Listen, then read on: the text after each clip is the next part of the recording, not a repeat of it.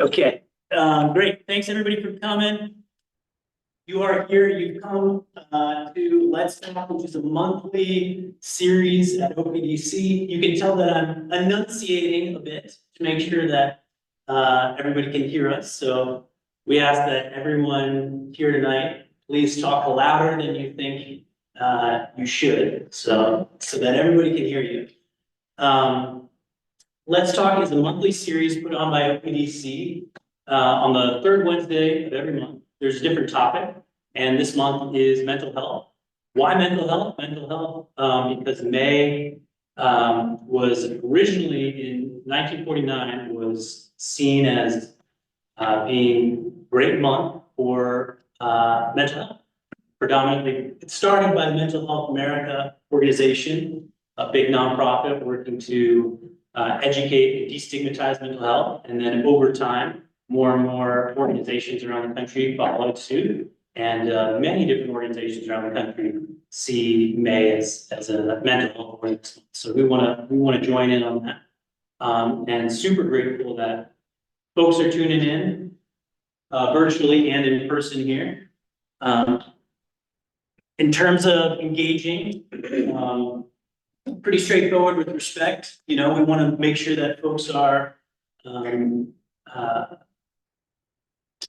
being respectful to one another, and note that anything that comes on during this program is going to be recorded. So please, please, please keep that in mind. You will also be able to find the same place where you found the link for the Zoom is going to be where you find the resources as well as the recording of this. Really encourage folks to think about tonight with accepting and expecting non-closure. There's going to be lots of things we're talking about, and it's really just the start of a conversation. It's not the end of it. So we and I encourage you to think of that. Think of this evening as just that, the start of a conversation. Speak your truth. You know, we all have different experiences when it comes to mental health, our own, as well as our neighbors, as well as our neighborhoods and communal. So, you know, speak your truth with whatever that may be. If you have questions, please type them into the chat box. We have a few people from OPDC who are managing the chat box. For whatever reason, if we happen to miss something, just raise your hand for folks virtually. In person here, you know, we want this to be a conversation. So as questions and comments arise, please feel free to, you know, raise your hand and kind of jump on in. And for folks who are tuning in virtually, this is kind of our agenda for the evening. We'll be talking about some myths and misconceptions when it comes to mental health. We'll be talking a little bit about involuntary and voluntary commitment. What is that? What does that look like? What are the limitations of that when it comes to the mental health support system? And then helping the helpers, right? There's often this idea that whether it's paid or unpaid caregiving, that there's an endless supply, right? That the reservoir never needs to get refilled. And I think all of us can say that at some point or another, we, you know, each one of us need to take some time to refill our own reservoir. So we'll talk a little bit about how each organization does that internally, and then hopefully folks will also be able to share too. There'll be a Q&A where folks can ask questions. Again, if you're coming virtually, feel free to put it in the chat box, and then we'll kind of close out.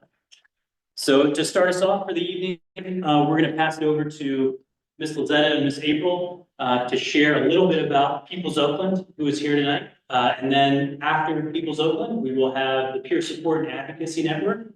And then Resolve Crisis Services will give their introduction, and then we'll jump right back into a roundtable discussion with the myths and misconceptions. So Ms. Lizetta and April, please. Thank you so much, Dave. Thank you everyone for being here with us this evening. My name is Lizetta Potts. I am a mother, I am a caregiver, and I love everything food. I use the pronouns she, her. Hello, my name is April Hamlin. I am an artist, author. I've written books. And I'm also an artist. And I used to pronounce she, her, hers.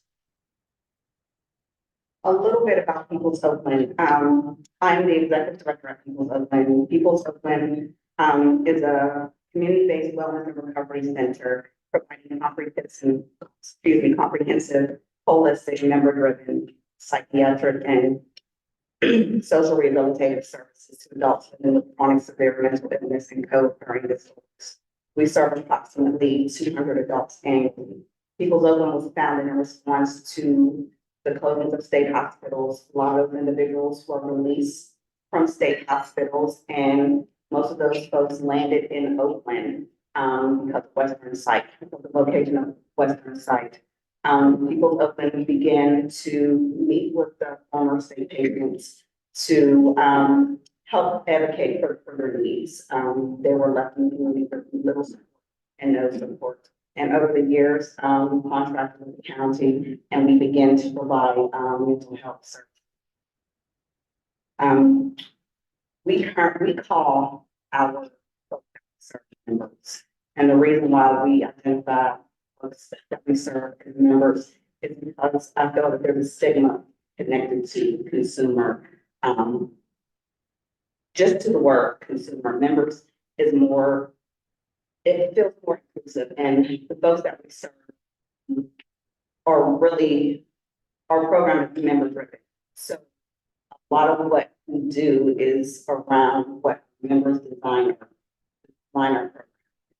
So thank the word consumer and client will such a stigma, and the word member makes folks feel like they're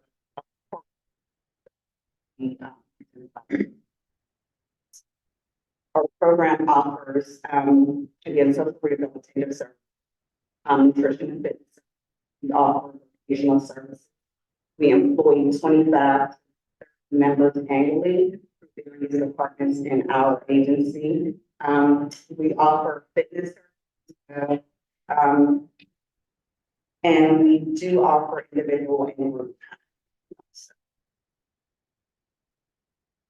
I've been a member of People's Oakland for almost 5 years now.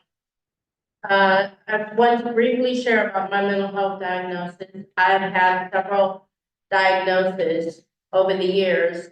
My current diagnosis is paranoid schizophrenia, where that involves me being paranoid, even from a little bit of a whisper when people speak to one another, that's not me. It also involves me having delusions and sometimes hearing voices. Some of the challenges that I've dealt with have been not being able to maintain employment and also not being able to maintain relationships. Since I've been a member of People's Oakland, I've become a lot stronger as far as maintaining relationships. I've made a lot of friends at People's Oakland, and People's Oakland is a great social rehab center for me. They're always there for me. I can talk to them about anything, and they listen to me and they give me advice.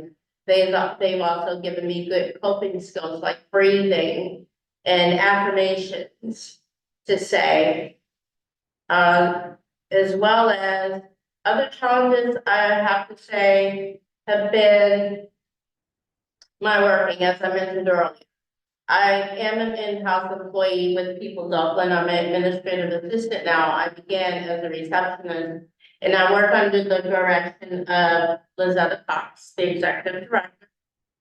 I love People's Oakland. It's a great place to be a member and to be employed at. The people are just wonderful. Lizetta is a great person. They really do listen to what you have to say. They listen to me. They listen to what I have to say, my concerns, everything that I go through with being paranoid, being a patient, outpatient. They're there for me to help me in my trials and tribulations, basically. And that's pretty much it as for right now. I guess I could talk a little bit more about my history as far as having a mental health condition. I started off having OCD. That was my first diagnosis back in 2001. But let me even go sooner than that. When I first realized that there was an issue was when I was a teenager, when I started my cycle. I would laugh when nothing was going on, nothing was funny. And so my sister noticed it one day and started saying to me, "What's wrong with you? I'm concerned, worried about why you're laughing." And so over the years, I went without counseling, I went without medication. And so finally, in 1996, when I started to go to college, I learned that they had counseling on site, so I began to get counseled. So I got therapy over and over again. And then not until 2001, I started to take some medication, but I was not confined to that medication. I did not stick with it. And at that time, I was OCD, and then I became diagnosed with it's a major depressive disorder.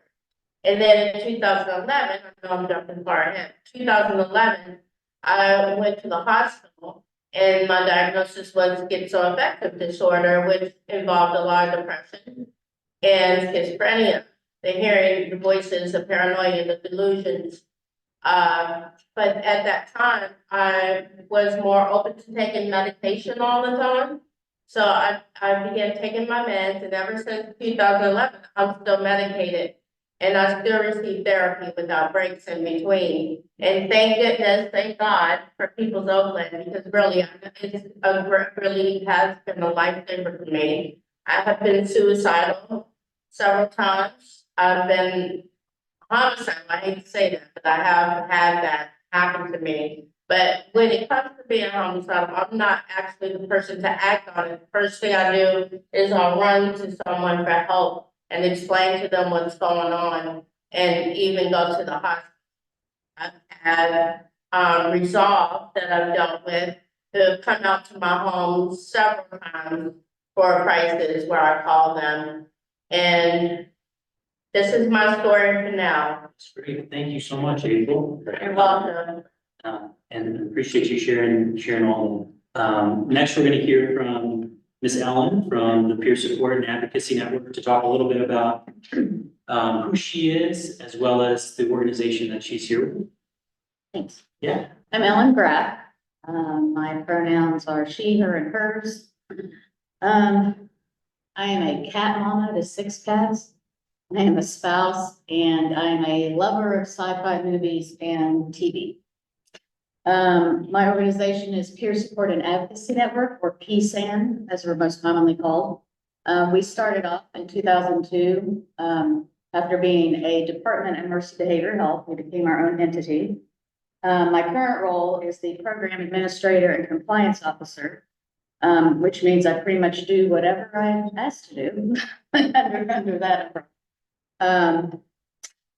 We have 4 programs, and depending on which program, that's how we define the word that we use. So we operate the Allegheny County Warm Line, and there we usually call those people callers or simply peers. We have an offshoot of that, which is the Warm and Friendly Call Program. The Warm Line is an anonymous call service, operates 365 days a year, 9 a.m. to 1 a.m. The Warm and Friendly program differs. We need a little more information in an enrollment form, and you set up a time to receive a call during the week, and the hours are not quite the same. So those are the same peers or callers.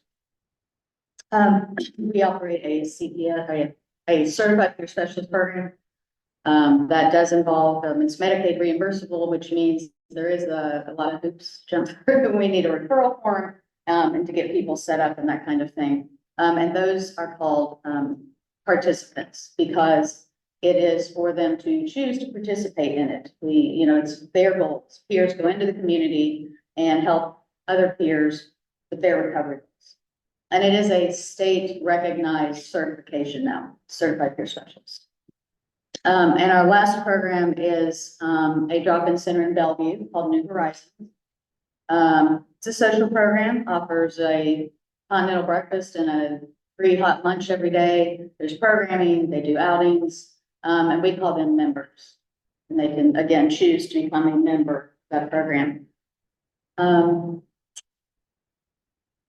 and there is no cost to any of these, are all free. And we don't have a waiting list anywhere. Awesome. Thank you so much. And then to wrap us off, with spotlighted organizations is Mark and Rebecca from Resolve Crisis Services to talk a little bit about who they are as individuals and then as well as the organization itself.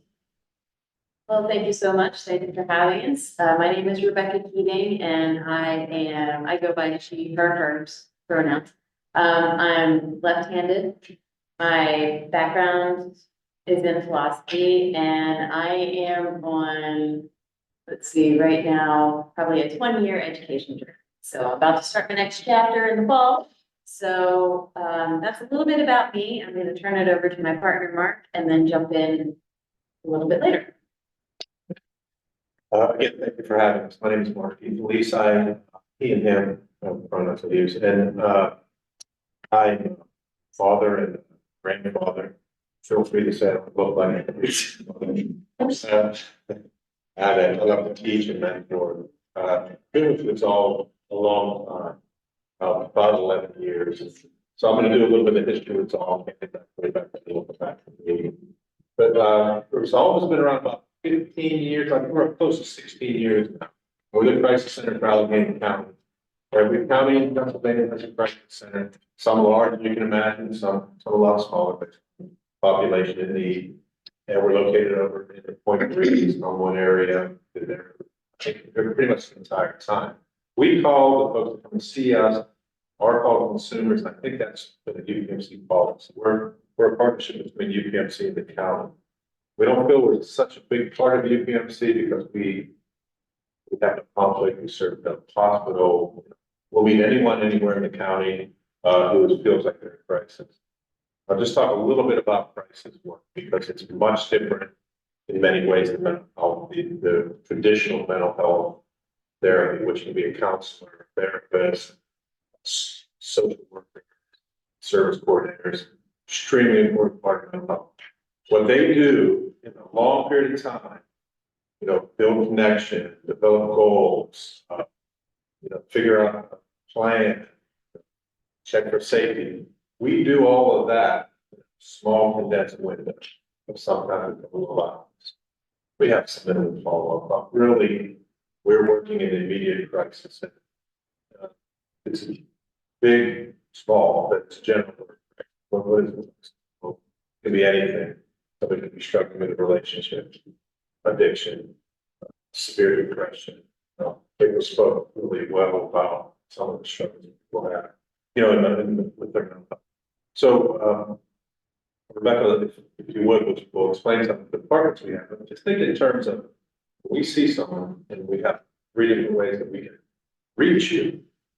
We can talk about it. We can help with anything. We're the people to call you. Tell them. Keep that. Yeah, as for our departments, the way we do it is we have 3 main departments and 2 sub-departments. So we have our phone center, which is the main point of contact. Anybody, anywhere in Allegheny County, outside of even can call in and speak with the phone clinician. I'm a clinician. I work primarily local, but anyone, anywhere can call in, speak to a clinician to get support for whatever their crisis is. As Mark said, a crisis is such a big word, and it could be something as small as your internet not working to, a fire in your home. Our motto is the person finds the crisis. So we try to work with that person once we've identified what the crisis is to provide whatever support we can over the phone. If that is not sufficient, anyone in Allegheny County can ask for a mobile team. And like I said, I'm in the mobile department. We go out in teams of 2 anywhere in Allegheny County, parks, gas stations, fast food restaurants, grocery stores, anywhere, and offer in-person support, resources, connection to different things in the limited way that we can. And if that is still not enough, we have our walk-in center, which is our 3rd department, where people can present for a potential admission after an assessment to our crisis residential program, which is 5 to 10 days. In that program, we get linked up coordinator, there's nursing staff, 24/7, we have doctors on call, we can attend to immediate needs in that way, but mostly our goal is to come alongside a person in crisis and help them find a way to manage it successfully on their own. We also have the two sub-departments that I mentioned. We have a downtown mobile expansion team. It's downtown Pittsburgh, Monday through Friday from 2 p.m. to 10 p.m. And we have a cactus department, which is dedicated to children and adolescents. And that has a few more requirements to become enrolled with, but that offers support at a level. And that's for limited time students. For visitors. Yeah. Yeah, and there's annual enrollment for that moving forward. And like we said, anybody in the county can contact us. We don't do anything to draw people in. We just make our services known and people are free to contact us. And because we are a county funded service, there's no charge to anybody at any time. The only waiting lists that we really have are for mobile teams. Sometimes in mobile, we get a lot of calls and it can be hours or it can be 15 minutes. It just depends on the day. This crisis is resolved. Yes. So, well, We have materials over there, this is outreach materials, resource material. We're also connected with 988. um, 988 is, these are what we call the National Suicide Hotline, channel 800 number, toll free number. I think it still exists, but now you can just call 988. And what happens is you'll be connected to a crisis center or a hospital based on your area. So if you're 412 or 724, you're always getting us. Even if you would move to California, you kept your phone with the area code, you get us. That's why we get some people that call from our county and they get. So it's just the way that database is set up. But we have special training for that, grant funded money, and we have additional spaces and things like that, but that's another goal.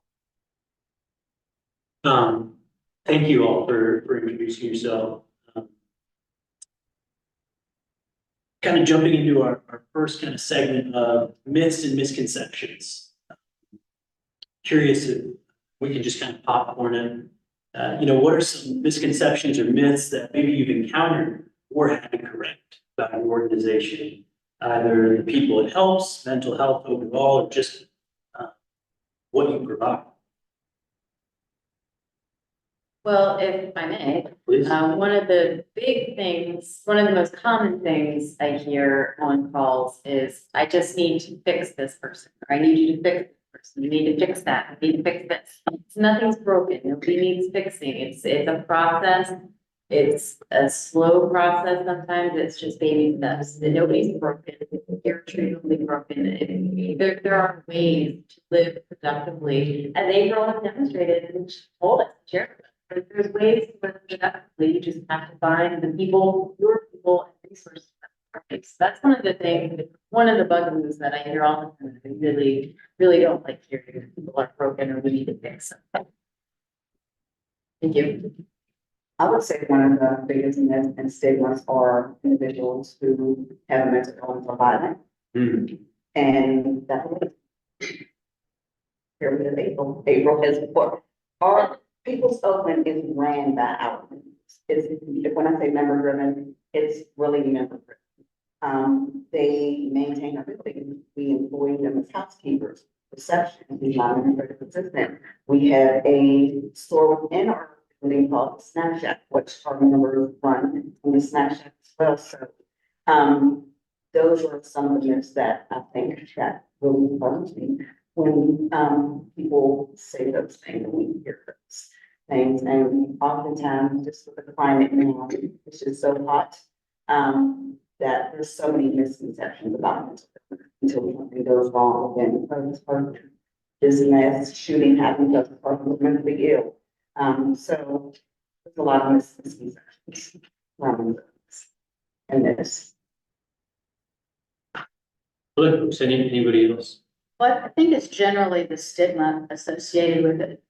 And things, even just the wording we use, and we'll talk about this, but, using, 302 as a verb instead of it being, petition, because that further stigmatized the fact that someone needs help involuntarily, and that's just something that happens.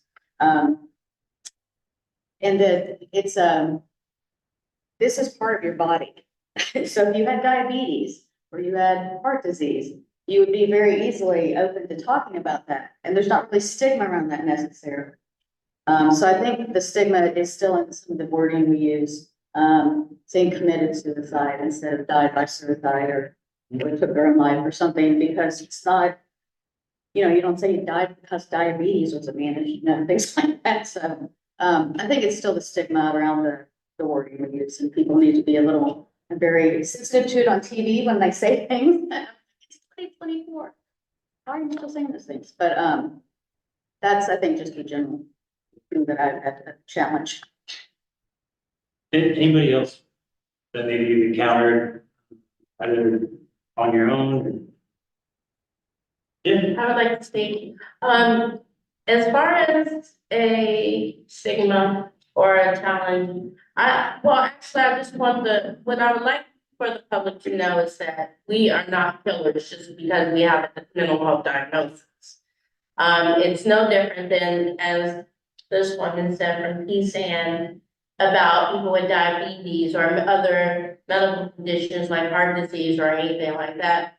They're not stigmatized. They're not looked at as the bad person, or a person who's out to get someone. Whereas people with a mental health condition that happens to be mental illness, people really look at us in a bad way. They think bad about us. They think negative about us. They think we're freaks or something like that, but that's not true. We are not our illness. We are not our illness. We are humans and we have feelings. But it's so important is that all of you are here from your organizations letting people know that you do exist, that you are out there. Because a lot of people don't know this and they're being shied away from it, or they're intimidated and don't want to seek help. Which if you get up and get some help, and I don't mean to say it that way, but I mean, just stand up for yourself, because if you feel depressed or if you have any type of situation where you feel ashamed to talk about it or anything like that, if you feel different or anything like that, please seek therapy, get a therapist. And if they tell you you need medication, take the medication. There's nothing wrong with taking medication. There's nothing wrong with getting therapy. There are so many of us in the communities who deal with mental health every day. And I would just like to advise people to please seek help. Please seek help. If you're suicidal or homicidal, please seek help. But may I? please, yeah. I think one of the things that April said was a small word that has such a huge impact is shame and ashamed. And there's so much of that in our culture and our society around, mental health. I can recall, if I can share a personal anecdote, when I was a teenager, I was prescribed Prozac and I was 16 years old. I didn't really know anything about it. And I was sharing that I was doing this with someone, and my brother was like, "Oh, don't talk about that. And nobody wants to hear about that." Well, that's something that stuck with me for a really long time. And I never wanted to share my journey, my mental health journey. And I think a lot of people feel that. We're not supposed to talk about our medications. We can talk about all of our other physical ailments like diabetes or, whatever, or common cold or flus, whatever. But mental health, we have to keep private under the rug, And I think a lot of the work that we do, and I try to promote, and we collectively do, is lift that veil, lift that shame, because there's nothing to be ashamed of. We're all human, we're going through it. Collectively, we went through a mass trauma, the pandemic, and we're still healing from that. I mean, I feel it in our work, I feel it with the communities that we interact with, and there's nothing to be ashamed about. So thank you for mentioning that. Thank you. Right on. So kind of segueing a little bit here, when I go back to Ellen had referenced the 302 as a verb. it's just, such a sharp observation and analysis. That language of 302, 303 commitment, it can be tossed around in a lot of different ways. There's a lot of misconceptions around it. So we're gonna kind of continue on with the myths and misconceptions, but kind of zone in on the 302 and 303. And we're gonna kind of pass it over to Rebecca and Mark. I'm gonna move here to put some of their message on the screen.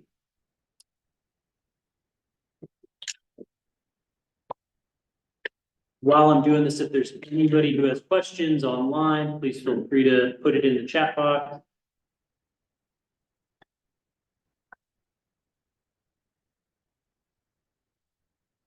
Okay, Becca, Mark, whenever you're ready. Okay, so what is a 302? What is it? It's a verb or it's a word that has been made into a verb. You know, we're gonna 302, he needs 302. It's an involuntary mental health warrant that ensures only an evaluation at a hospital with a psychiatric emergency department. It doesn't mean that a person is going to be committed, doesn't mean a person is going to be taken away for months and never seen again. It just means the person is going to have a psychiatric evaluation in a hospital setting. It is not a criminal warrant. The police do serve it, but only for the purposes of safe transportation. If there are medical complications, if a person is not ambulatory or has some other maybe sensory problem or neurological problem, like we would call EMS, or the police would call EMS to transport the person. And likely they would go to a hospital to be cleared prior to going to the psych ED for that evaluation. It is issued based on 4 criteria. Next slide. Yeah. Yeah. It's, well, okay, so it gets confusing. Sorry. You can go one more. Okay. Okay, so it's issued based on 4 criteria. And those criteria are danger to self, meaning a person is suicidal with a plan and has explicitly stated that plan. Danger to others, meaning a person is homicidal with a plan and has explicitly stated that plan. There's a criteria called inability to hear, which means that a person isn't taking any life-sustaining medications for any physical health conditions like diabetes or liver function, things like that.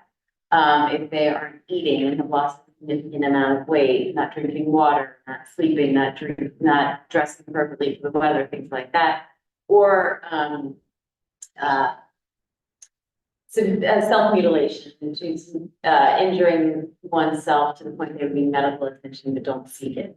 All of these criteria, you can use one, you can use all 4, any combination of them, but whoever's petitioning has to have firsthand knowledge, has to have witnessed, heard 30 days prior to the filing of the petition. So those are the criteria.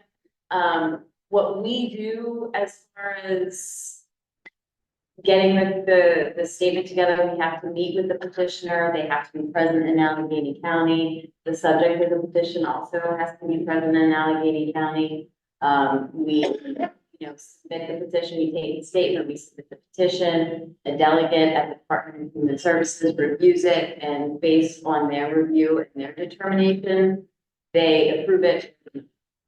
Once it's approved, we fax it to police department that serves the area where the subject is, and then they take it from there. We don't have any involvement with approval, non-approval. We don't have any involvement with transporting people. We don't evaluate people, or we don't go out and meet with people and say, oh, you need 302, we're gonna do that. That's not our role. We assist filing.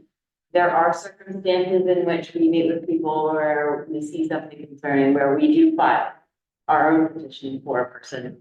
But that is rare to happen, I think. So that's our role. And that's just the 302 hearing. That just gets the person to a hospital. From that point. Yeah. Okay, but we're also gonna, please go ahead. Okay, the term petition. Couldn't be a petition. Anyone, Anyone, anyone in no relationship, no, spouses, friends, how are they valid? How do you, how are they what? how are they valid? How do you How do we know they are who they say they are? know that they're being truthful? How do you know that? Question, because sometimes we don't. Sometimes 302s are approved based on lies and fabrications. Some people are really good storytellers, very convincing and very intricate with things. It happens, thankfully, when a person who has been 302 unnecessarily or unduly, when they get to that point where they are, have the evaluation, it's overturned. And that has happened to somebody I came into contact with at work like last week, I think. Yeah. They were the subject of an approved 302. It was a retaliatory sort of thing. Mm. That happens. Okay, and what impact, or, what is the payback to the person about the petition? Is there any kind of? Yeah. I don't want to say there's, accountability. Yeah. Right. To answer that, I'm gonna give you a bit of background as to the, Rebecca, thank you for giving us the process. We wanted to get you the process of how this started. A little bit of background. Prior to 1976, what you're describing happened every day. Oh, no. There were spikes with husband, 302, the wife, and then the sister-in-law, 302, it was just like, shootout on Saturday night. Sort of like, primarily the police and the hospital. They didn't have any police like this. These were very few therapists at the time. So I think the state got together and said, we have to have a procedure here that's legal, that's clinical. It's not as clinical, maybe as it should be, but it's a legal process. So what happens is, what you're describing can happen, but they have a mechanism that can flag certain people. Like someone will call in and continue to 302, someone continue to petition for someone to be seen at the hospital, taken to the hospital. And we have a system to flag that. So do the county delegates, and sometimes just overturn at that point. Sometimes the doctors at the hospitals will, and then there'll be a process. And it's not an easy process because we're in a county that doesn't like to take people's rights away so easily. So in doing that, they lost themselves. But what you're describing can happen, and there are ways that they can kind of document that and try to avoid that forward. But I think the 302 petition, sometimes it's overused. It should be rare. It should be very serious. And I think in most cases it is, but sometimes people say, well, like, I want my 17-year-old son to go to the hospital. I want to petition the 302. What's he doing? Well, he's not going to school and he's fighting and stealing. Okay, those are very serious things. But is that the reason to send them to the hospital so the doctor can say this isn't not only alcohol related and send it back and begin the process all over again? But sometimes people don't have any other avenues. And so they think the avenue is to get the help. And we understand it. Parents, we're spouses, we're partners, we get all that. What we want to do is we want to explain to people that this should be a very serious matter. Someone, if they don't get an evaluation, a doctor weigh in, their life or someone else's life is in danger. How often does that really occur? It should be rare. I can do it, this guy that I did many years ago, stalking me, but. And I finally got a PFA. In the past, his mother treated him because of certain behavior. The terrible. Yeah. Deal with. But I did. So glad didn't get that. He was there to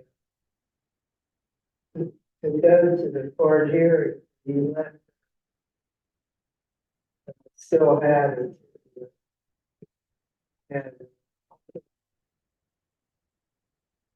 You make a great point. Thank you. That sometimes the mechanism to get somebody help or to all the situations, not all.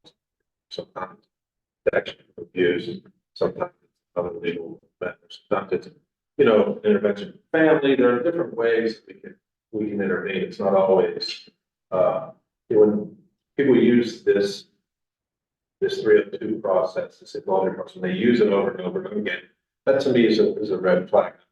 I go back a long way, but I predate this law, but I'm in my 36th year and I've never seen so many petitions filed here that I've never seen it, like this before.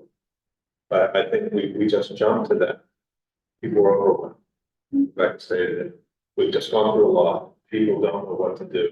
The last thing you want to have is someone that you care about. Sometimes the court system will order you. Sometimes we can use creative ways. That's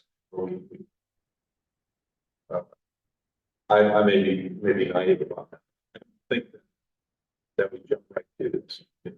But it is an important part of our process, right? It's important thing we use. Once a 302, it's approved. It's not approved. We got to go outside the box and think of things to do. If the delegate approves it, they're approving it electronically. The person gets to the hospital. They're guaranteed to have evaluation. Here's the catch. The catch is, excuse me, only one hospital will they be guaranteed to see a psychiatrist. That's the hospital right up the street, Western Psychiatric. Otherwise, they'll see a psych nurse, social worker, all really probably people. Obviously they are. But sometimes people will say, you're gonna go and you're gonna see a doctor. Well, you might see an intern or something, but to see a psychiatrist, and if it's your child, the only hospital will see a child psychologist on that evaluation will be Western Psychiatric. So at that point, the doctor will make a decision to uphold or overturn the 302. Law, meaning they're going to go with some plans. You just said sometimes that decision is left to intern to, there's, Or very, yeah, they did. A clinician. there is no legal standard. No, once it makes it to the hospital, right? It's in their hands, and that's why David's talking about 303, 304. Well, the 303 is if that petition is upheld, but the person I'm taking to the hospital, they say, we think you should stay, we're upholding this petition. And I said, I'll stand fine. So a 303 hearing would be 72 hours, sometimes 105, depending on if there's a weekend involved. But very quickly, another hearing would be held. Well, I have an advocate, the petitioner has an advocate, the doctor's involved, and they're going to decide whether to stay or not. And, there's some risks to me refusing because I can lose some ability to certain jobs, fire. That's for me to just sign it and say, I was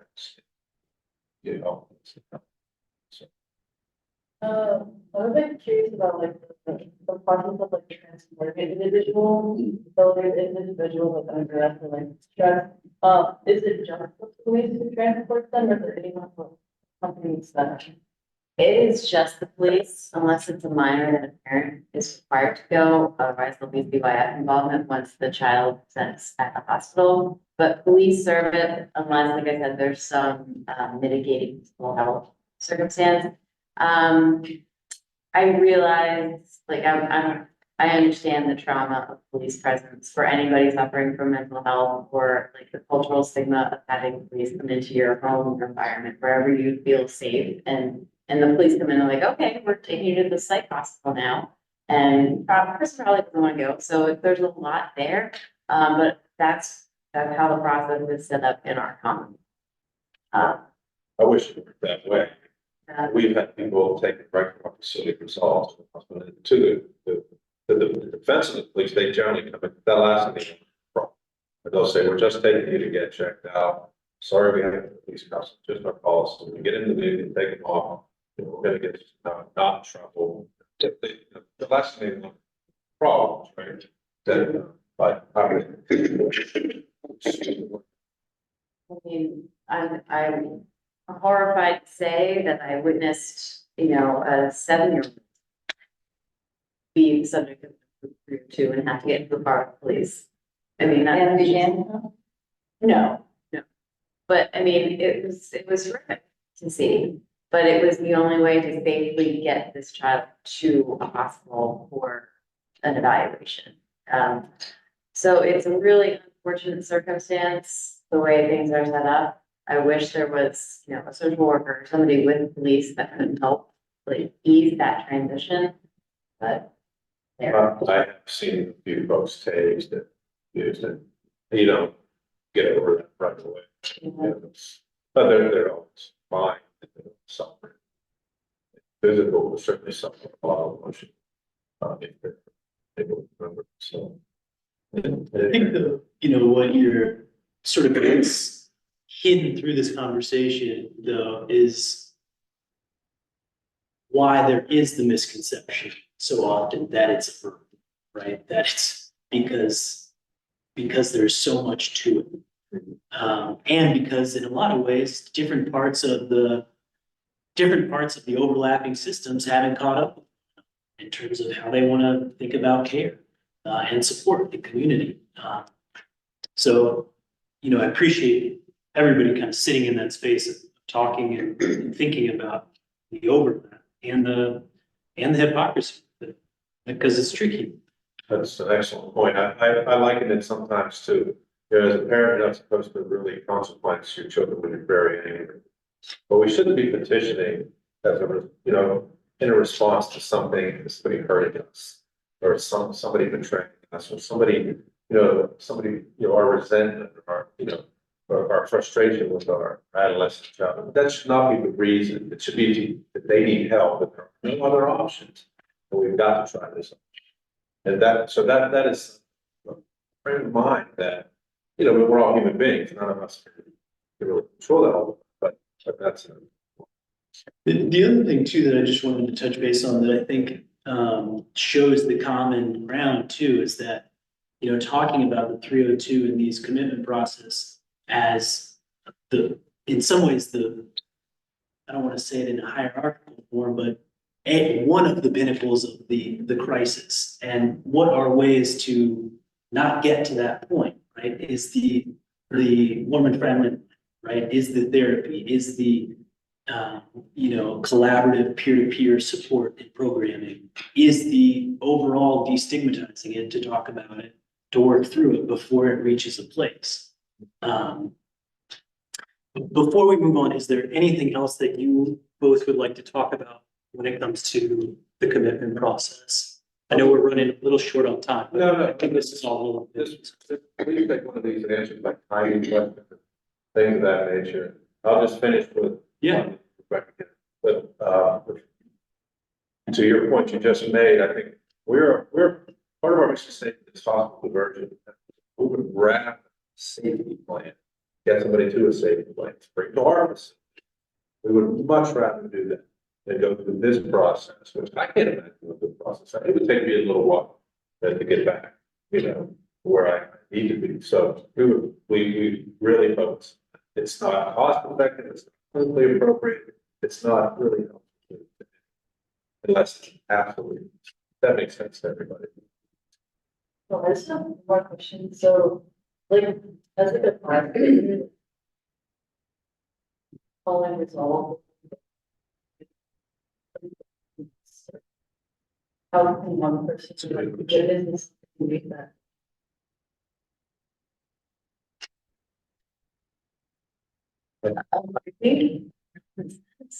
I mean, I don't mean to be rude, but like just common sense, like if you see somebody who's in obvious distress, but not committing any crimes, not really endangering themselves or others to a great extent.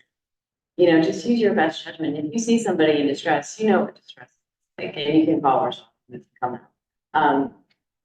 That's what we're there for. You know, so you have us as an alternative to calling police. Like, we're the people who are gonna come with kindness and openness and listen to anybody, everybody.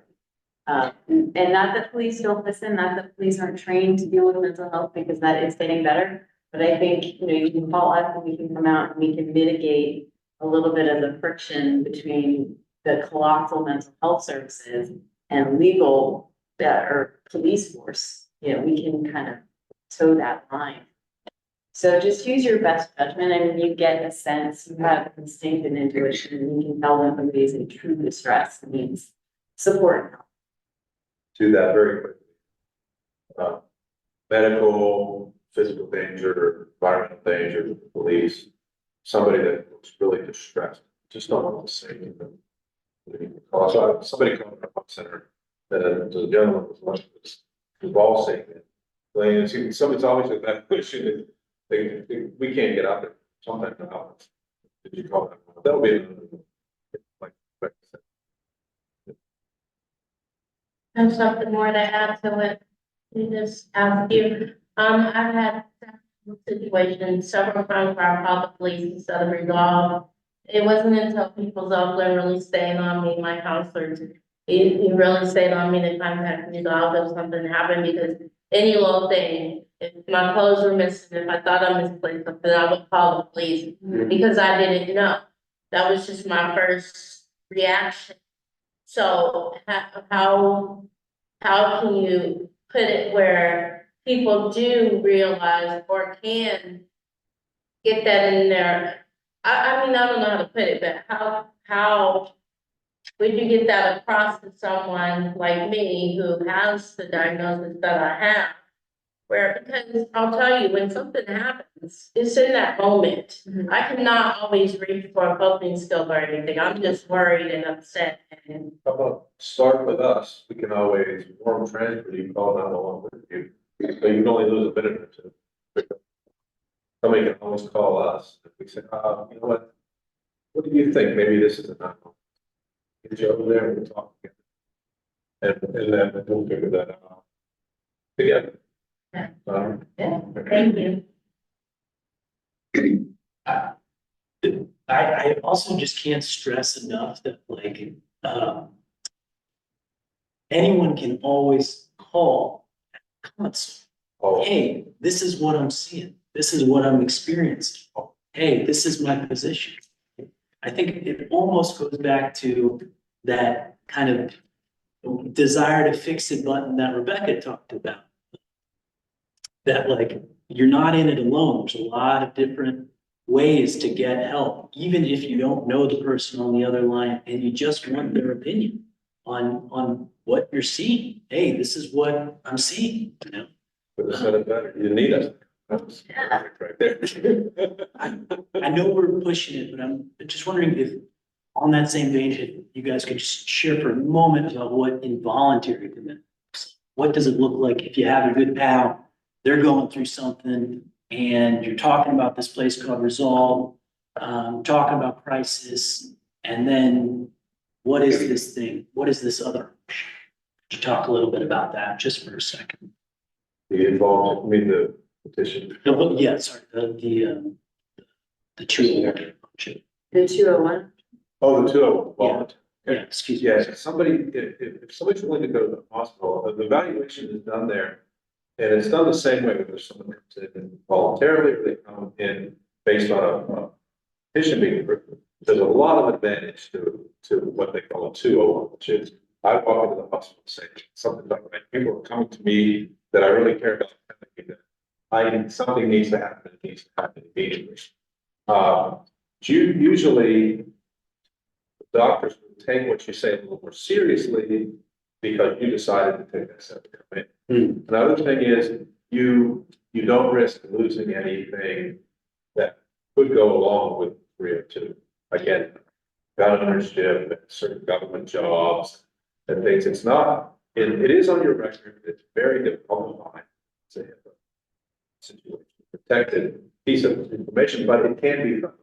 And it's not necessary to be on someone's record if they're just willing to go into that information. So it's a process where we would always leave that option. pretty much everybody gets kind of option. Yeah, we always ask if it's a parent who calls for a child or someone calling for a loved one, you know, I want to 302 this person. And talk to them about it. Have you asked them if they want to present voluntarily? Because that takes a lot of pressure off of everybody, the petitioner, the subject, us as clinicians going out to assist in this process.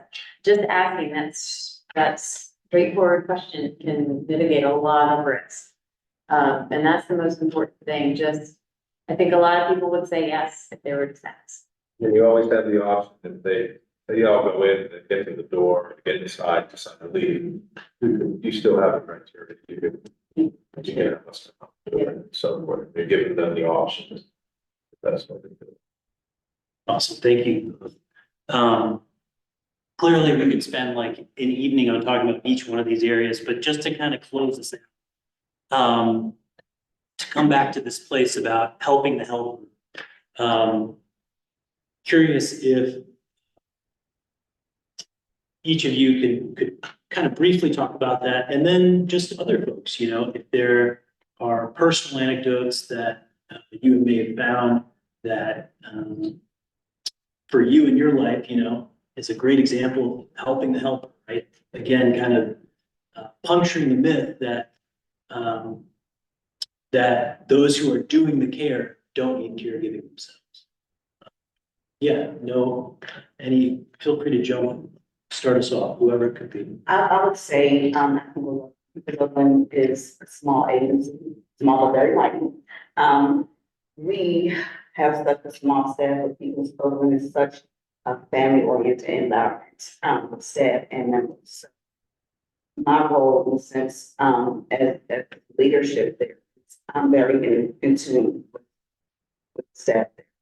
We have staff meetings, we discuss what's going on at work, but I also check staff constantly, because oftentimes our staff like what's happening to them and like what's happening to everyone.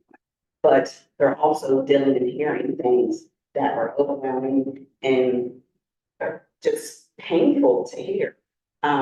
Stories that are being shared with them, and when a member is going through crisis or there's something comes up and there's trauma that presents.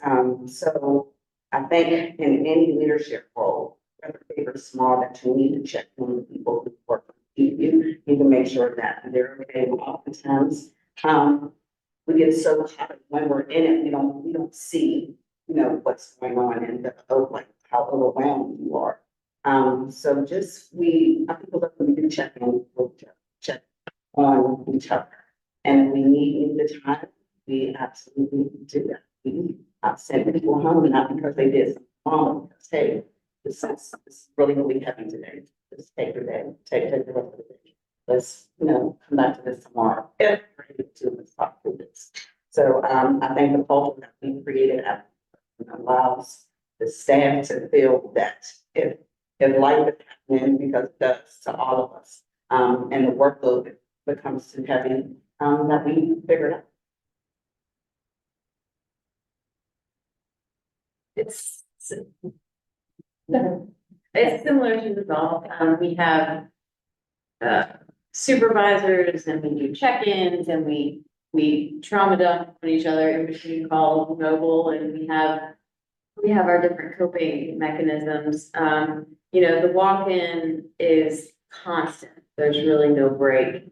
Phones is constant. There's really no break from that because phones can go off and then call after call and walk-in can just, intake after intake after intake. In mobile, we have an advantage because we have time in between, at least to travel and process a little bit.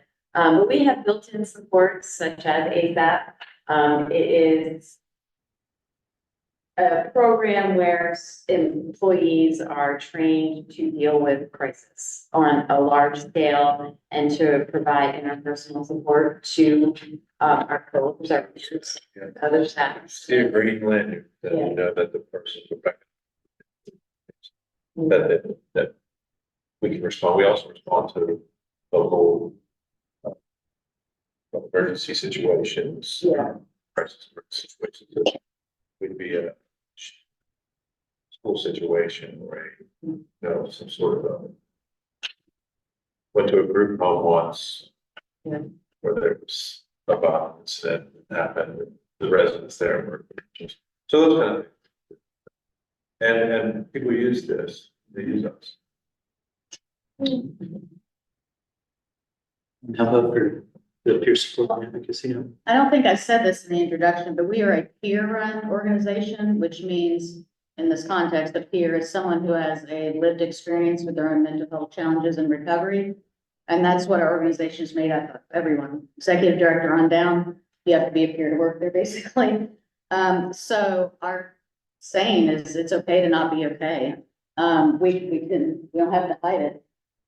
We encourage people to take a leave of absence if they need to, like it said, you know, we check in with each other. We all literally have our doors open like all day at work. And if, I was the supervisor for the warm line for many years, and, I was available, you know, anytime they needed me. I would balance. Because then the next thing is about, you know, the secondary traumatic stress. So, you know, you have to have boundaries and make sure you're taking care of yourself, you know, find your people outside of work as well. My husband is a great support. He doesn't work in peer support, but he is a peer. So we know how to talk to each other too. So that's an example too, is someone outside of the field that you can rely on. And, you know, just getting a pet. Really great source of that, taking care of yourself, you can have one. But those kinds of things, leave work at work when you can. I think that's something that was a long time, took me a long time to learn. It's carrying all that home when you didn't need to, so. Hard to do. It's hard to separate yourself from work. Yeah, and when you're a helper, it's like, you know, it's hard to. I second what you said, Ellen, just find social supports outside of the field. People that you can just be a fool with and share whatever you want with, who are gonna listen to you without judgment and just radical acceptance. And those people are rare, but they're gems in general. Other folks, the other anecdotes or